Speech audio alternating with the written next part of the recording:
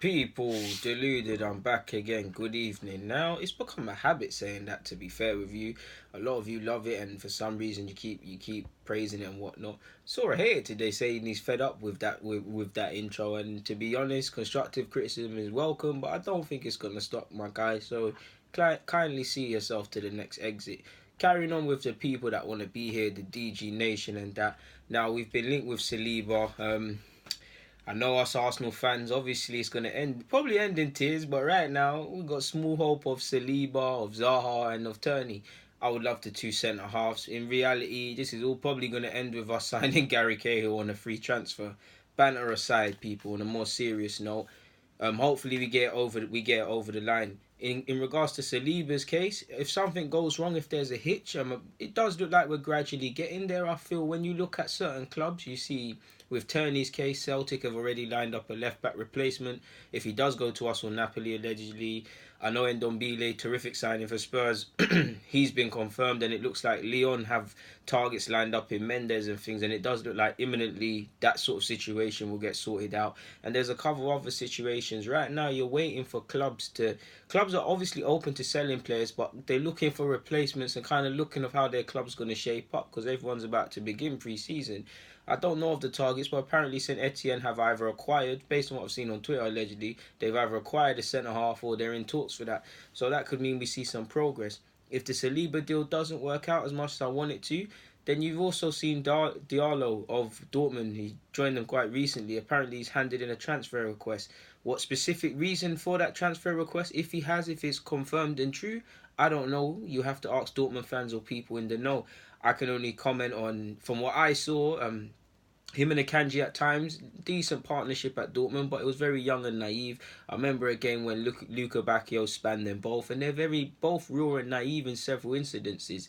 I do think I've seen him put in a considerable amount of time at left back for Dortmund as well. They've signed Hummels. I'm not too sure however many centre halves they've got on their roster, but maybe it's because of the Hummels returning. Maybe he's fallen down the pecking order, been shafted at left back and whatnot, and he doesn't feel he's going to get game time, or maybe the manager said, "Listen, you're not the guy for us." For whatever reason, he's handed in a transfer request. Now, obviously, they can come to an agreement. This could either all be lies, which it probably is, and this is just nothing more than talk. It could all be lies, or they come to a positive solution beyond just both agreeing that he needs to depart, he can stay at the club and fight and whatnot. I think we should look at him. If nothing more, then I would have it as a I would. There's scope to bring in both. Obviously, I'm saying that for this video only and excluding you're hearing the Zahas and all these other financial dealings, but there are several reasons as to why he should be a backup, in my opinion. First and foremost, we were always linked with him under missing tap before he moved to Dortmund. So you'd imagine that them reports or them scouting reports and the weaknesses and the whatnot and just a complete dossier of the player, it must still be in an office or a shelf somewhere. My Michelin tap left the other day, more or less. Like his paperwork's got to be something's got to be lying around. So we must know of the player, know fully what his weaknesses are. As much as I'm a football fan, I'm not watching him religiously like that. I think he's a good front-footed defender, decent left-hand sided centre half, fairly good in terms of possession and distributing. Quite not an aggressive defender, but he's not scared to put a foot in. More reactive than proactive. Like I said, his positioning at times, and his position at times lets him down, like against Luka Bacchio when he spanned him and Akanji. And also, I'd say at set pieces he does switch off, but he's 23 years of age. He is decent, people. We wanted him before we went there, so there's no smoke without fire. As a backup, I mean, he's a decent player first and foremost, and competent and better than kind of what we have. That's not really a high bar, but you get the point. We've got to know the player as well because, like I said, missing tap, we're always linked with him and these things. So we're bound to know fully and know what we're. There's never any guarantees, but we 9 times out of 10 know what we're gonna kind of get with him and whatnot. Obviously, he's 23, ties in with the scope of Holding, Bellerin, and all of these players around their early 20s to early teens in terms of moving forward as a club, in terms of potential resale value, in terms of moulding and potentially being players that are the squad is moulded around and whatnot, and trying to aspire for better things. There's also that. Obviously, I don't like to speculate on these things because I don't know, but Dortmund and us seem to have decent relations, and we signed Aubameyang the other day, we signed Socrates and whatnot, so we must have good relations and know how each other work, how each other like to structure deals, and all of these sort of things. Again, these are all plus points. And also in terms of strengthening our hand in negotiations, if he has handed in a transfer request, then he's got one foot out the door. So yes, they've got him tied down for a decent period of time. Forgive me if I'm wrong. But if he's got one foot out the door, then that kind of weakens your negotiating hands in terms of finances. So obviously, the more bob we can save, the better things we can do elsewhere, or put funds elsewhere and things. So there's also that. So there are a couple of reasons. I just, in short, believe that if the Saliba deal doesn't work, I'm sure I like to hope we've got several backups lined up. But why not him? Because if you're being cynical, I know he probably doesn't want to play as a left back.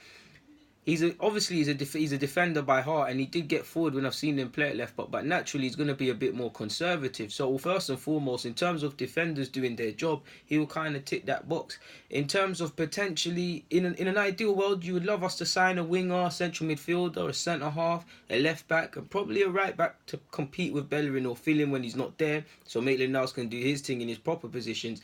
But if we're being real, people, as much as I would love Zaha, if we're being real, I'm sure most fans would admit left back, centre half, probably a winger as well. But at a push, just fix up the defence, innit? And maybe try youngsters.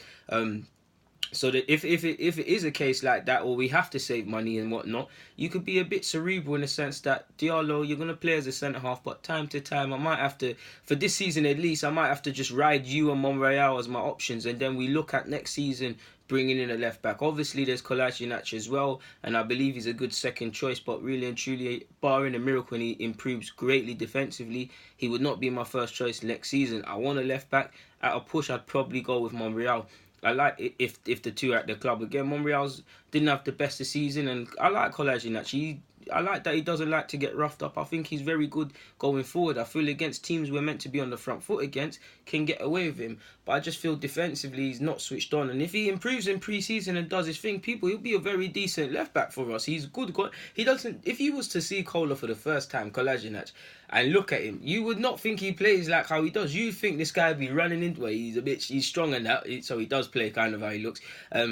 But you would think he's something else. I'm seeing him do roulettes and these sort of things. I like him. I just feel, first and foremost, defensively. And there are a lot of defensive errors that other people have been blamed for, and he's been part of the sequence. So if he improves, then cool. But I'd probably lean towards Monreal. Monreal's shown that his legs are done as well. So I'm not painting anyone in glory, people. I just feel Diallo potentially and a Monreal together with Kohler. Obviously, Kohler, I'm not ruling him out. You could probably get away with that for the season if the other areas are addressed. Again, for the final time, I would love a left back as well. But surely, again, it's not like surely, people. And again, maybe I'm being a bit cynical and whatnot. But potentially offering them Mkhitaryan on loan if he's not going to be part of Emre's plans, if Zaha was to come in and all of these sort of things, because you'd have Zaha, you'd have Nelson, you'd have too many guys, and you'd think someone would have to go. Potentially Mkhitaryan on loan.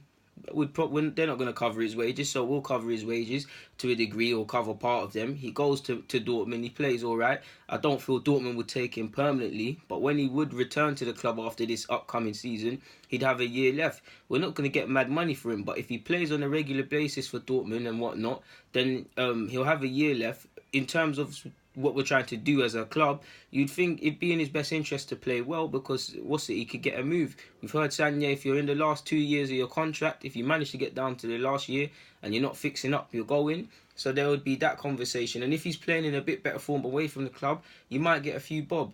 Again, I say that, but if I'm Mkhitaryan and that scenario did happen to me, then I'd probably return to Arsenal. I'm still on big wages. I have a year to run. Rayola's my agent as well, so more money would come. So he'd probably run down the deal. So I don't know how feasible that is, but obviously you lot know these videos that I do anyways are just nothing more than us talking, especially off the season being off, because there's not much to talk about. It's not going to happen, but I just feel if the Saliba deal doesn't blow, and we haven't got any other targets, then surely we should look at a target that no doubt our club know inside out, because he was always linked with our club and whatnot, and followed on a regular basis by Michelin Tap. But People, there's not really anything more for me to add. Apologies for the noise. I'm gonna get out of here, people. I've made a lot of videos today. I'm quite tired. The grind don't stop because I'm actually gonna look at some stuff in terms of improving myself away from YouTube. Well, with YouTube, but away from face on camera sort of thing. Don't know if you look can notice, but it's the lighting's kind of changed. There's a big beaming light, and I've got one over there, but it's not turned on. Oh gosh, we've done the whole video where you can see the spike in it. But yeah, like I said, people, Deluded, I'm out. Thank you for watching and commenting and subscribing and liking the vid and all of these things that you lot do, people. On that note, DG.